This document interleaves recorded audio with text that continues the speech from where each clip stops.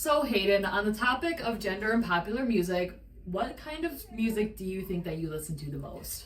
Nadia, you might not know this, but I love white girl music so much. As anyone that knows me knows that I do.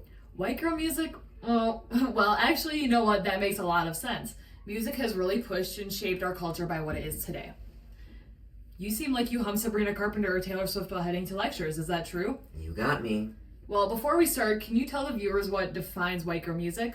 Okay, so white girl music isn't actually a genre of music, it's more like a vibe. Think music that makes you want to twirl, cry, or scream in a car with the windows down. I know exactly what you mean. I'm sure everybody knows exactly what you mean. We've all had that type of moment. Music just moves everybody in so many ways. But today we're discussing more than twirling or screaming at the top of our lungs in the car. It's way more than just the party playlist that you have on shuffle daily. We're talking about women in music and specifically how intersectionalities are incorporated, represented, or talked about in popular music. Today, we're diving into the women who get judged the hardest no matter what they sing. Let's get started with the big names of all genres. From pop, hip-hop, rap, to name a few, we have Beyonce, Megan Thee Stallion, Doja Cat, Rihanna, Sabrina Carpenter, Taylor Swift, and the list goes on and on. That's right, they're all constantly redefining what women can do in music. But with that comes the backlash. These women are always shaping popular music and culture and pushing boundaries by the sound of their voice. Exactly. That's already so empowering already, you know? It's just so powerful that people can do that. Music is one of the most commercialized forms of the media and plays a big part of our daily lives. And because it's so commercialized, it's artists' form of expression, like just showing how they feel through their lyrics, visuals, and performances. Nadia, why do the lyrics, visuals, and performances get ripped piece to piece and judged? Why do female artists like Megan Thee Stallion or Sabrina Carpenter face all of this backlash, while their male counterparts are allowed to do the exact same thing and get no slack?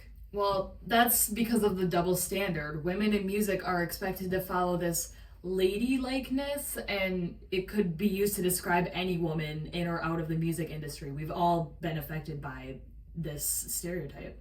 What's your personal opinion on this ladylike script you're so-called wired to follow? I believe that every individual has the ability and should be able to express themselves in whatever way they want without being discriminated or hated against. It's our right. Whether it's choosing to stay with more traditional values or shaking your butt all over the screen to promote your power, it's the artist's music and their choice to emphasize it however they want.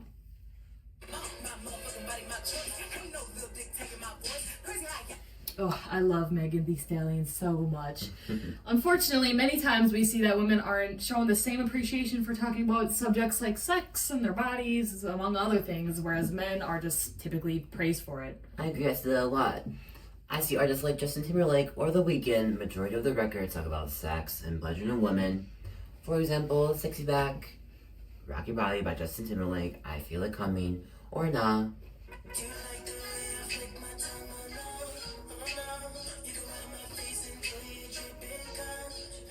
The Weeknd's music is just generally and heavily rooted in sexual intimacy and pleasure. He talks about, dripping cum and stuff. It's really weird. And therefore leads to him having a huge teenage girl fan base.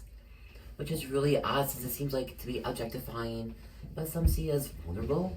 Who knows, right? Yeah, but then on the other hand, when somebody also really popular like Taylor Swift, whose fans are also a lot teenage girls, when she sings about her fiance's man parts in Wood,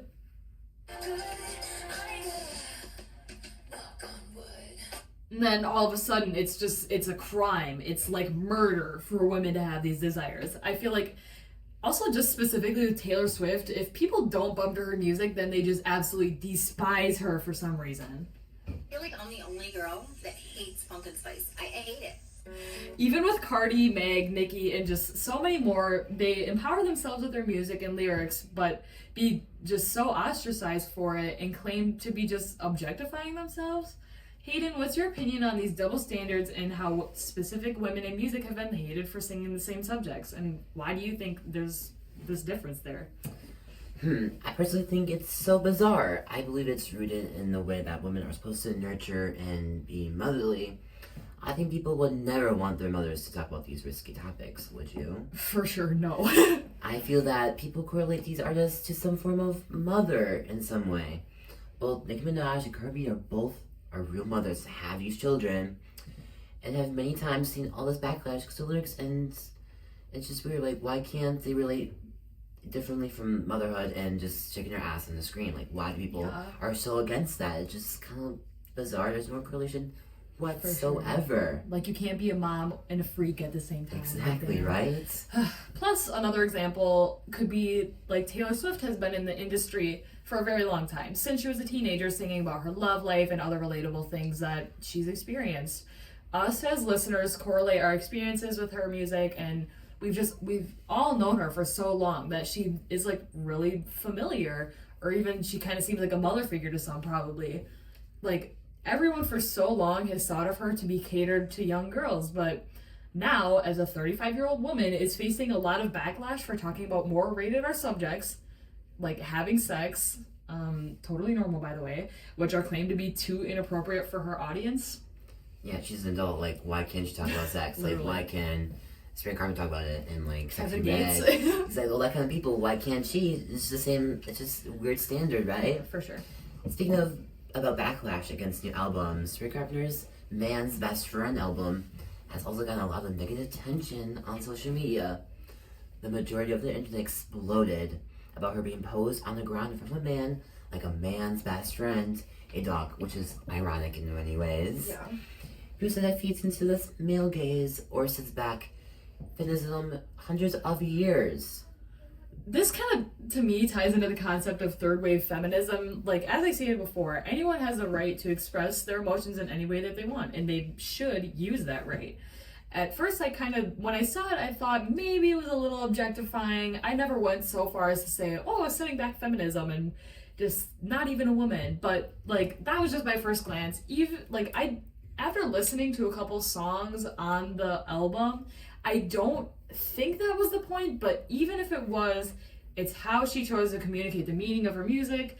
And it's not even like she's saying that all women are man's best friends. It's not like she's saying men are in control of us or that we're dogs or anything derogatory like that. It's just the way that she chose to portray her songs, and it's feminist in her own way. Yeah, just let her sing about anything she wants. Yeah. No one's forcing her to do this. She has her own reasons why she chose this anyways. Her songs and others talk about being body positive and being treated how you're supposed to be.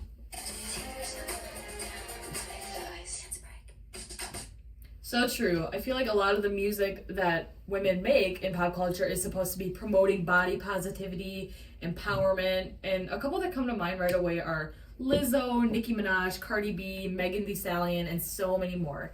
I mean, like, this is literally the type of music that I listen to every single time I hit the gym. It makes me feel so much more motivated to get fit and empowered with moving my body. It just hypes me up. But, when some people don't understand their music or they just sort of don't like the music, the haters will immediately resort to body shaming and also, weirdly, really often BBL accusations. Whether they're true or not, it doesn't matter. Again, artist choice. Somebody getting a fake butt does not matter to anybody else. We're all on a floating rock. We're all just ants. Like, it's way too important for some people. But immediately I think about the hate that Lizzo has gotten for being a plus-size woman of color singer.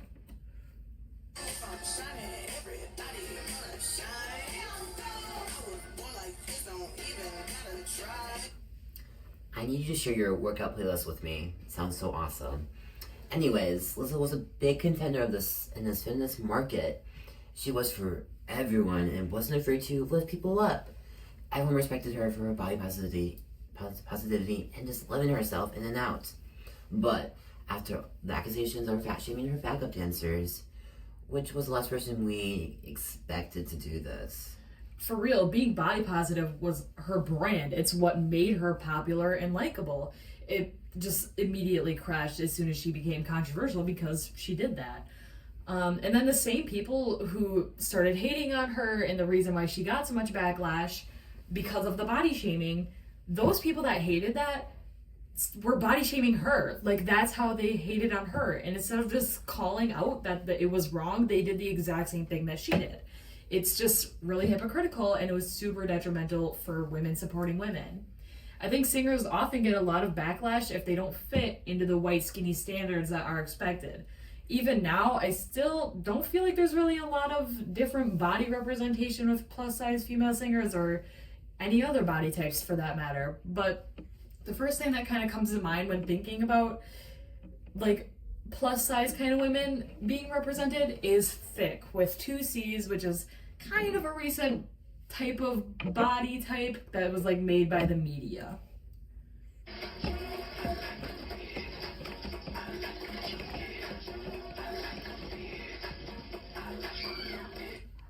I need to rewatch that movie. For It's so sure. much fun. Personally, when I think of thick, with 2 C's of course, as Maggie Sun states in her song Body, best lyric ever, just saying. The idea is more of a celebration of this type of shape that's overly sexualized in popular culture, especially in music. It's that industry standard I feel like we have now. It's so weird. On the other hand, I believe plus size is more broad, and it's outside of this norm. It's not thick or skinny. It's just a weird in between. It's less represented in the media. Thick is separated for one's curves, while plus size is very limited and accepted. What do you think these body positive singers would shed more light on this? It definitely seems to not have a lot of awareness. I mean, I don't really hear a lot of songs other than these previous people that we've mentioned that are really just talking about, being plus sized or, making it positive or even making it, feel negative. Like, I feel like I just don't hear about it at all. But really, the only real anthem that I can think of about promoting body positivity from when I was younger and obviously going through changes and becoming conscious of my body was Meghan Trainor and All About That Bass. No trouble.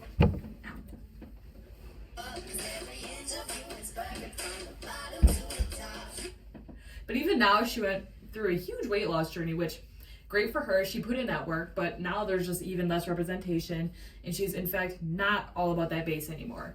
Not only are we not seeing enough representation for different body sizes though, colorism is also a huge problem in the film and music industry.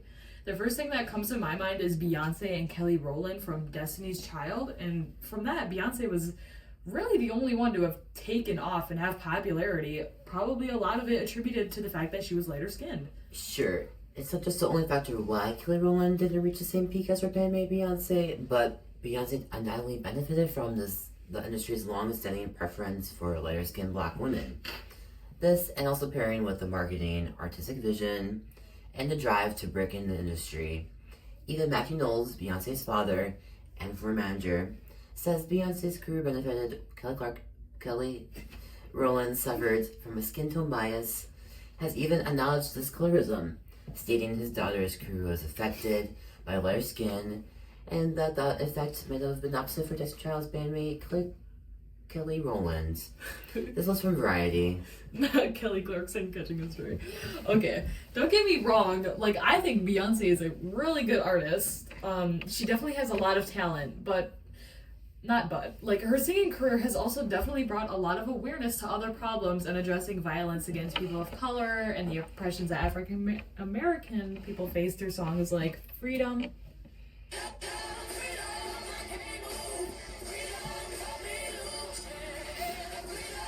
And Brown Skin Girl.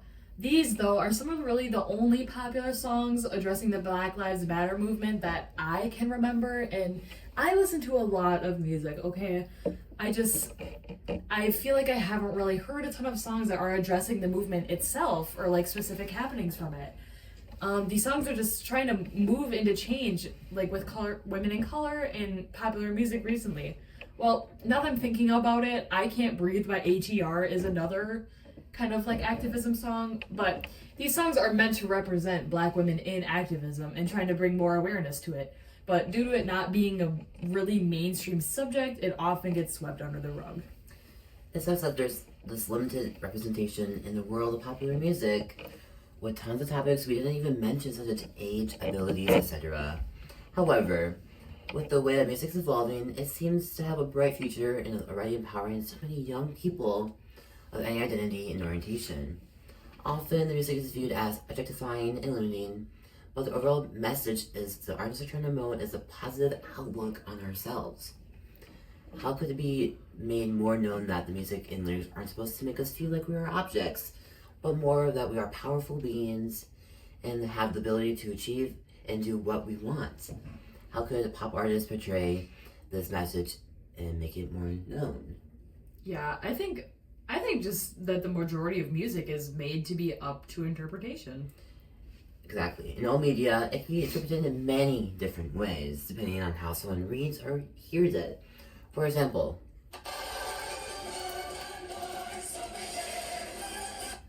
from the popular Broadway, play of Wicked, of course, that this much the song implies no one cares, or it can be interpreted as no, one mourns the wicked, implying someone does mourn. You see how easily it can be said to imply something else. The media is just really weird.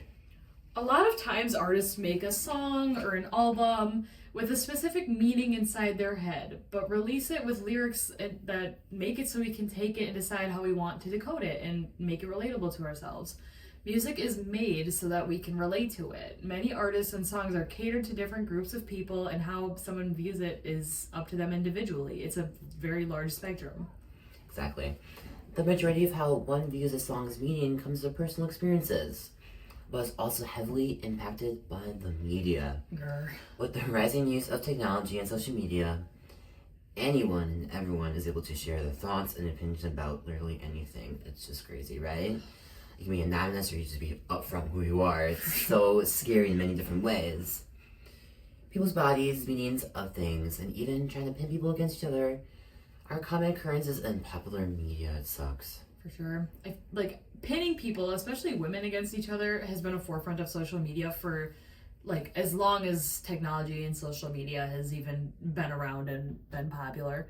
But specifically in music, starting in the late 1990s and kind of into the 2000s, very popular Christina Aguilera and Britney Spears were pinned against each other. We're very, very involved fans with literally nothing better to do. We're always just comparing them as enemies just because they're both teen pop stars making it. The feud wasn't even real or existent until toxic fans created it out of context to make drama, which, had to make the women come out about this rivalry that they didn't even make.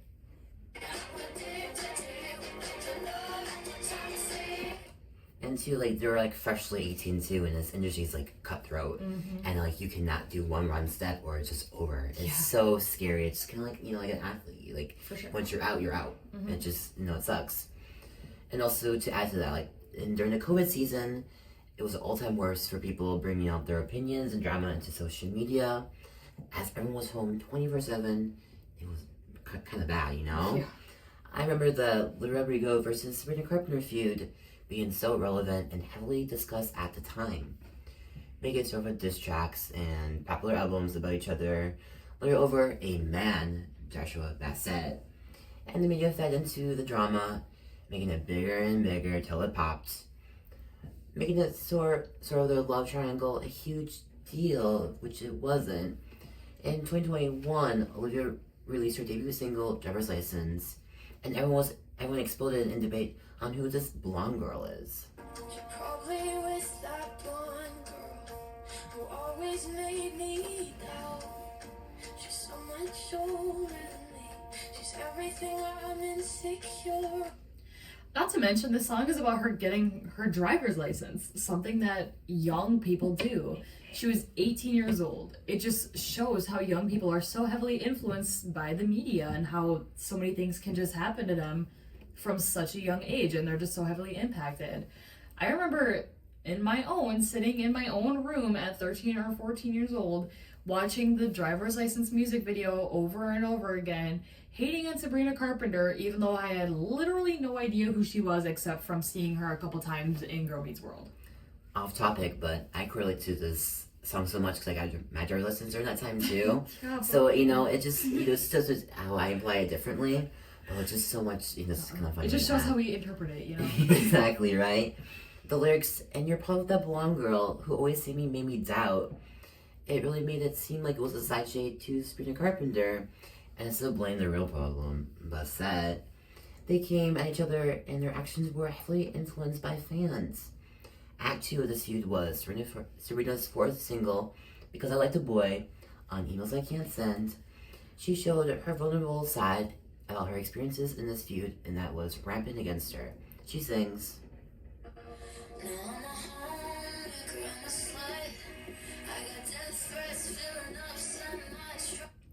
It just shows how heavily she was affected by this drama, getting literal death threats from like normal people, Rodrigo's fans, and obviously getting way too invested and way too far in a drama that is not theirs. They're just way too much into it. But not to mention, Rodrigo and Bassett were broken up. There should have not been drama there. That's just how relationships and life goes. But as always, the media has to drag it out and make everyone's personal life appealable to the public eye. It's just the concept of girls taking down girls, and honestly, I don't think that there's anything less feminist than that. "Tell me who I am, because I don't have a choice." This lyric speaks volumes about the media. It was very disheartening to see her go through all of this drama in so many different ways. Yeah. Another example that I just thought of is the still ongoing beef between Cardi B and Nicki Minaj. It's always constantly going. It just never Never stops, end. right? It started around 2017, like 8 years ago, which is mainly because of fans pitting them up against each other because they're like similar, I guess, and fans contributing Cardi B's fame to Nicki Minaj and just making it super unequal and not attributing their real talents. They even misinterpreted music video clips as shade directed towards each other, which was not true, but this feud was really heavily fan driven, and the artists internalized the issue themselves, making it still a continuing problem. Nicki Minaj is the queen of rap! Nicki Minaj is the queen of rap! I love Nicki Minaj and Cardi B, and just like Peaches, the woman screaming, both of them are very, very problematic. Like Cardi B says. Also, like, why can't two people just shake their ass on a music video, though? Yeah. Like, why can Megan do that and not be on this beef, too? Yes, But why is it just them? Like, anyone can do that, you know? I can do that, you can do that. Mm-hmm. Why aren't we beefing with them, too? Literally. Speaking of problematic and weird, remember when Doja Cat was literally having a huge beef with her literal fan base? Because they were saying they wanted her to appreciate them more? Another thing that heavily influenced by her fans, but I still listen to her to this day. Another thing that heavily influenced the people in the media, but I still jam to Doja. Many of these artists are essential to my white girl music playlist, despite all the drama. But let's dig in more of the term of white girl music and why we use it so much times already, you know? Why is it called white girl music? What does it mean? What Technical difficulties, guys. What makes it white girl music? Is it derogatory? It feels like it is because it's directed towards a specific group, white girls, meaning it's just geared towards white teenage girls, which is not including anybody else who also enjoyed that type of music. But we know that's wrong because I also love it too, you know? I'm like, not the norm, you know? Yeah. Researching this term, it was deemed to either be a derogatory term or to describe a basic person's music taste. It's just inferring that the only people who listen to people like Katy Perry or Lady Gaga, Rihanna, Taylor Swift, and everyone that fits under this umbrella.